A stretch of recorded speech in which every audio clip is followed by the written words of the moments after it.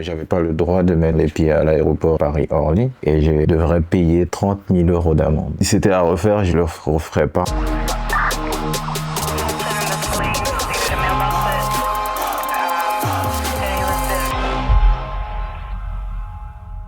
J'étais militaire en France, j'étais engagé. Ça faisait 4 ans que j'étais là-bas. J'étais très bien dans l'armée. Et du coup, j'étais venu en Guyane pour voir mon fils pour 1 mois. C'était la Charbonnière. Il y avait une espèce de boîte de clandestin. Et je savais pas que c'était dangereux là-bas. Du coup, en soirée, on était là-bas. Il y a un ancien ami que je connaissais. Il m'a dit, tu fais quoi, etc. Du coup, on en a parlé et tout. Il m'a dit, je fais la mule, ça emporte beaucoup. Il me disait que c'était 6K. Mais je lui ai dit, pour 6K, je partirai pas. S'il n'y a pas 12K, après 3 jours, on est parti sur une arbre rencontrer le mec. Il était d'accord pour les 12K. J'avais avalé des ovules. Un nest de caleçon sur moi aussi. J'étais presque passé parce que en vrai, j'étais déjà dehors. Je suis parti. Et c'était un douanier qui était devant. Il est venu me voir. Il m'a dit, monsieur, il faut qu'on vous contrôle. Ils ont fait une palpation. C'est là qu'ils ont constaté que j'avais un caleçon avec de la drogue. Ils m'ont menotté. Je leur ai expliqué que ça vient de Suriname. La drogue, elle ne m'appartient pas. Et tout de suite après, on m'a emmené à l'hôpital pour que je puisse retirer les ovules que j'avais. 3 jours après, j'ai été en prison, on va dire. J'ai été jugé 18